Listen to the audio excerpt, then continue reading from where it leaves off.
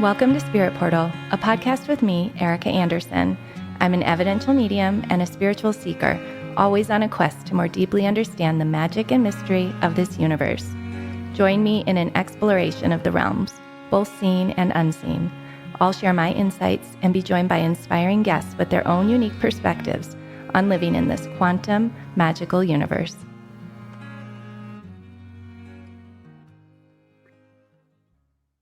Welcome back to Spirit Portal. Thanks for being here with me today. I am Erika Anderson.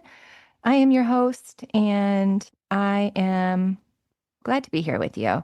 It is a rainy day in Colorado. Finally, we had like the craziest winter of literally no snow.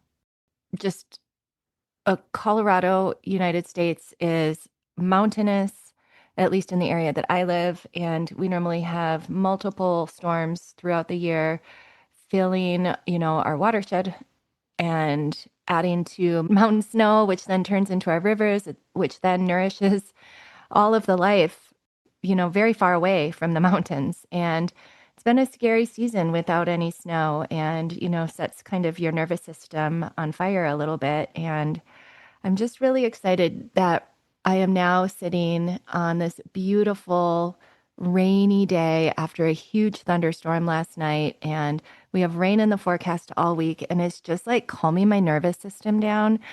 And as my nervous system calms down, I just feel all of these feelings underneath it that when you have a really heightened nervous system and you're kind of operating that way and you don't really realize it, we've had big history of forest fires here, and then the state of the world is just, so confusing. And yeah, so as my nervous system has calmed down, I've just been finding myself so emotional. Makes sense with my Cancer moon and just just born into this world this way. And I love this for myself, even though it's hard, but I feel there's a lot of power in feeling my emotions and being in tune with them, and then choosing on top of that what kind of frequency I want to operate in and how I want to be and live in this world. And I haven't had a podcast for a few weeks, and I've been really quiet in my social media just because there's just been a lot of feelings I've had and a lot of things I've been processing on my own. And I I know that a lot of people process everything on social media, and I just actually feel repelled from that. I just feel like not everything needs to be a video, not everything needs to be shared. And I've been going through a lot of personal things and a lot of personal experiences, and I want to honor them by keeping them personal. And yeah, so I've just been in a quiet state and coming out of that quiet because as I was meditating this morning and just sitting with the power of love, I was actually sitting with the power of divine love and divine feminine love and lots of masters in that space. I just started reflecting on something that I think a lot of us do without realizing. And of course, myself included, I am not above anybody in this. And I just want to start talking about how we approach spirituality, often in the same way that we approach things in this daily life. And as we already know, as above, so below, as within, so without. And often in our human life, we ask ourselves, what can I get? How can I become more powerful? How can I become more abundant? How can I become more intuitive, more magnetic, and even more healed? And none of that is wrong. All of that is wonderful. But at some point, just like when we're striving for more money and more power in our daily life and more, we start stripping the resources that are feeding us. We start hoarding them, right? And I feel like this happens in spirituality. It can quietly become like another form of consumption.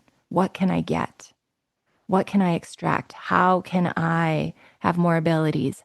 How can they show me that I am special? How can they show me that they're here? Right? It's almost like spirituality, just like in this human consumption on this planet, spirituality can become a transaction too, instead of like relational. And I know that spirituality isn't a relationship for everyone, but for me it is.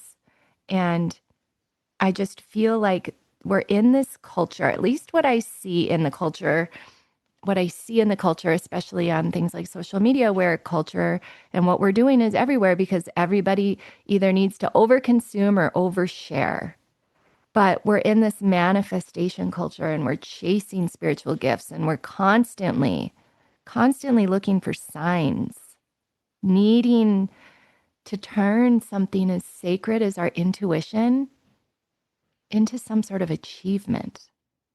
And I feel like one of the things that makes me the saddest is when I recognize that we're turning our spirituality as a measurement, right? When we're measuring our abilities and we're thinking that that determines, our value or our experience. And it's like, when did spirituality become another hierarchy to climb? And I just think it's interesting that as humans, there's so much seeking externally for what really is already there if we just cultivate inside. And I think that's part of the oversharing and over-consuming that I see in the social media spaces. Like, I just see so many people who just need freaking attention. So much, look at me, look at me, look at me, look at me. And it just makes me sad. I'm like, look at yourself, go internal, study yourself, know thyself. In that, you will find the vortex to the most beautiful space ever. And that is loving yourself. When you love yourself, you are loving Source. Source is loving you. When we become achievement oriented in spirituality, we're turning it into some kind of vending machine. Oh, I'll give you this, you give me that, right? We're searching for something that we then put a value on. I'm asking myself right now as I'm talking about this, if there's been times where I approached spirit because I wanted something. Absolutely. I think it's really common in mediumship development. You see other people, developing faster, other people having experiences. Or for me, when I was in my mediumship development, there was a period of time where I wanted to be just like my teachers, right? I wanted to be as good as them, unbelievably fast. And maybe that was because I had had that experience of being able to do it right away. And then it went away. And I just wanted it back. I wanted it back fast. I needed it. It's who I am. I deserve this. I can do this. I'm meant to do this. Right? And my whole journey was a journey of releasing that ego so I could access my truth.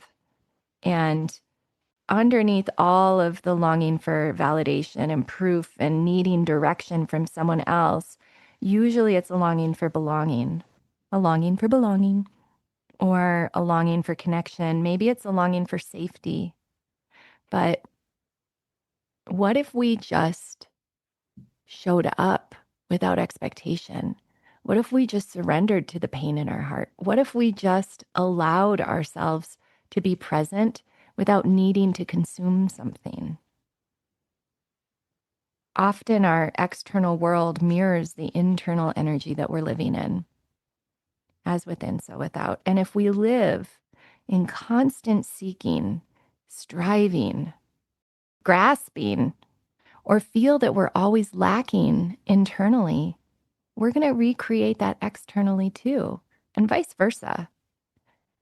We live in this culture, that's exhausting in how much it teaches that we need to accumulate things, that we need to be more smart, have more knowledge, more followers, more success, more spiritual experiences to be special. Believe me, I love spiritual experiences, but that is only a small percentage of my spiritual journey. The nervous system can get in this weird cycle, this weird trapping. And I've experienced it for myself too. So I am not talking about this like someone who doesn't know and I'm only observing it. I've experienced this too, where you feel like I will be whole once I get there. once I can do that, once I have that. Again, our spirituality mirrors our external, and our external mirrors our spirituality. Can constant seeking actually disconnect us from the presence? Yes. Yes.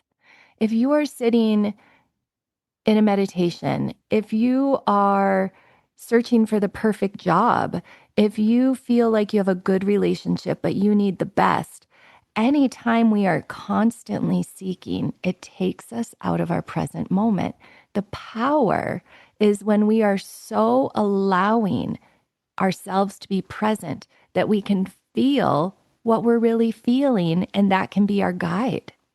So many people want to give away their power because they don't want to go through the layers of themselves. So many people seek power from others, from the land, from spirit. They seek power so they don't have to go through the layers of themselves. And the thing is that they're just kidding themselves. They're causing harm to themselves and others, and they'll never achieve the same kind of power that you achieve by humbly going within. So what are we missing when we're always reaching for the next thing, the next experience, the next aha moment? We're missing the present. We're missing the surrender. We're missing the release of our ego. We're missing our spiritual expansion through love. We're missing a lot. Maybe the biggest spiritual truth isn't what you can do or the aha moments that you have or the great things that you've experienced or the miracles. But what if the deepest spiritual truth is just being enough? How many of us are searching for all of these things because we just don't feel like we're enough? What if fulfillment is not something we acquire? What if it's just something we remember? What if it's like our baseline? Ultimately, when our inner world softens into this presence, into this reverence for ourself, into love, our external world begins reflecting that back. Really, one thing I want to talk about is that spirit is not here to just give us experiences, to share signs with us, or to enhance our abilities. Spirit is here inviting us into peace, into self-awareness, into truth. And what if meditation wasn't just a self-improvement tool? What if mediumship isn't just about proving something? What does it mean to just sit with spirit, just to be in the presence of love? And not even just to be in the presence of love, but what if you give love? What if you add to that love? What if all you need is to find a humble spot in your heart and be in a place of love? You know, I'm someone who talks about receiving messages, but what if we just listen to things? I think right now we live in this world where results are so much more important to people than anything else. And I'm just saying, what if devotion is more important? What if the journey is more important? What if the goal is not important and the results are not important, but the communion of being together in a state of quiet, in a state of true presence is what the miracle is. We are so far off from this in this world community right now. And we can add love into this field, into this world, and we don't always have to receive from it. There are many, many times I sit in meditation and nothing happens. No signs, no profound messages come through. And yet I leave a different person. Why? Because presence itself is the transformation. Presence brings you into peace. Presence brings you into the here and now instead of the mind and the trickery and the influences. Spirituality can subtly become identity and performance. It can give us some sort of self-worth, especially in intuitive and mediumship spaces where people are chasing gifts, comparing our abilities, feeling more spiritual maybe than others, and turning an awakening into an identity. But the spiritual gifts don't have to become part of the identity. Are we really trying to be someone who is spiritual, or are we trying to become whole? Are we trying to remember who we are?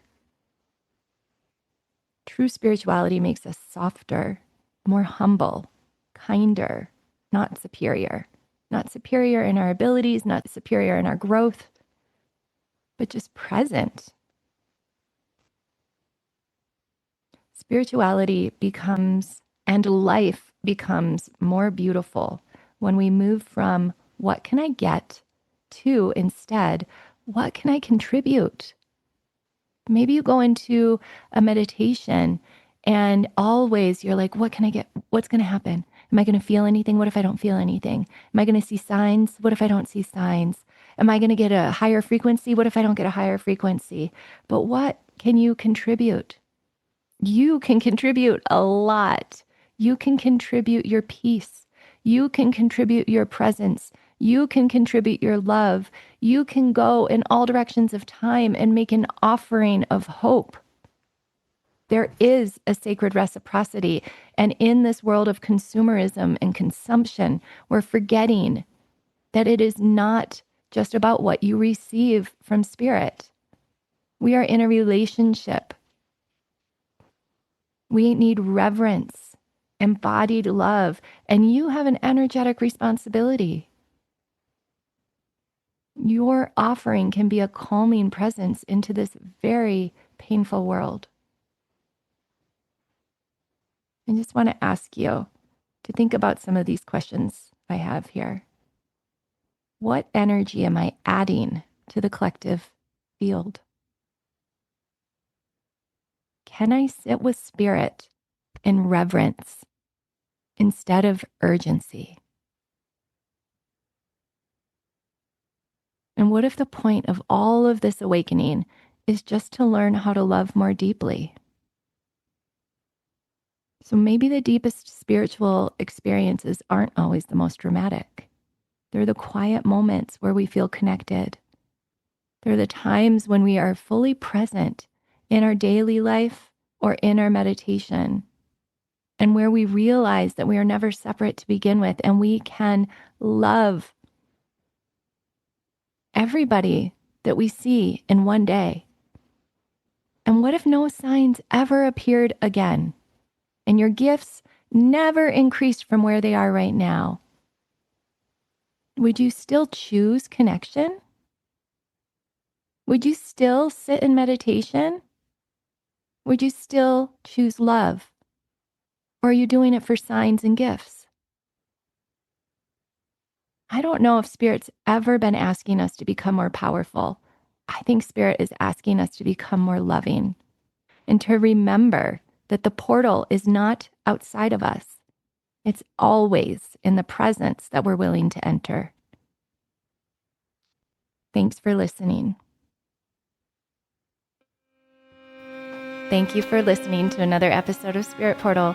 If you like this episode, please help me grow, share it with your friends, and have a beautiful day.